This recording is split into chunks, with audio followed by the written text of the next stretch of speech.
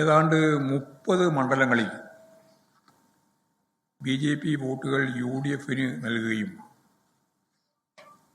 ചില മണ്ഡലങ്ങളിൽ UDF-ന്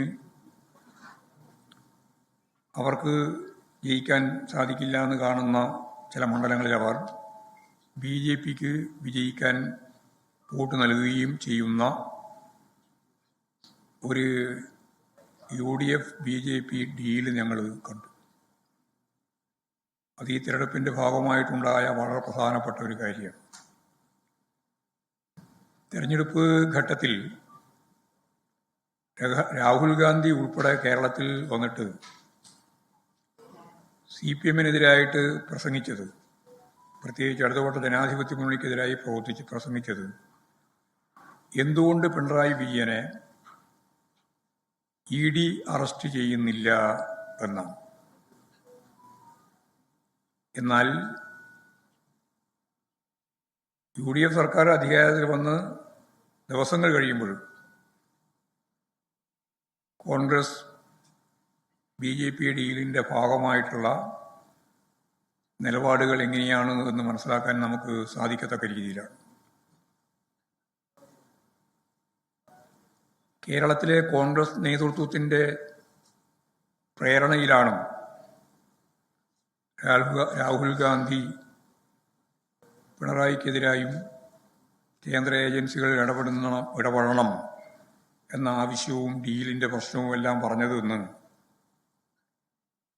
ഇന്ത്യ കൂട്ടായ്മയുടെ യോഗത്തിൽ രാഹുൽ ഗാന്ധി തന്നെ പറഞ്ഞ കാര്യം ഇപ്പോഴും പുറത്തു വന്നിട്ടുണ്ട്.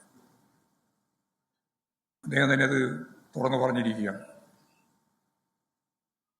ലോകത്തിലെ ഏറ്റവും വലിയ ഫാസിസ്റ്റ് നേതാവായ ഹിറ്റ്ലറിൽ നിന്ന് ആവേശം ഉൾക്കൊണ്ടുകൊണ്ടാണ് താൻ പ്രവർത്തിക്കുന്നതെന്ന്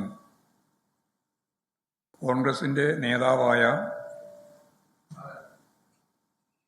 തെലങ്കാന മുഖ്യമന്ത്രി പരസ്യമായ നിലപാട് സ്വീകരിച്ചതായി പത്രങ്ങളിലൊക്കെ വാർത്ത വരികയുണ്ടായി.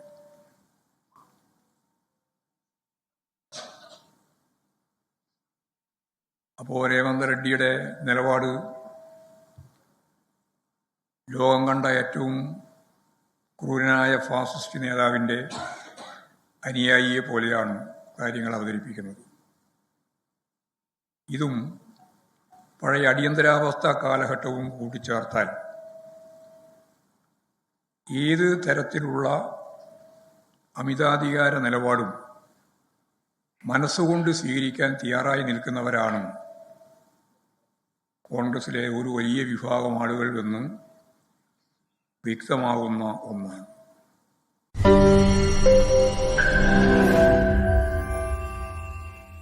ലോകത്തെവിടെയായാലും ഏത് സമയത്തും 24 വാർത്തകളും ഓഗ്മെന്റഡ് റിയാലിറ്റി പാക്കേജുകളും എക്സ്പ്ലെയിനറുകളും വിശദമായി കാണാൻ ഞങ്ങളുടെ YouTube ചാനൽ നിങ്ങൾക്ക് സബ്സ്ക്രൈബ് ചെയ്യാം.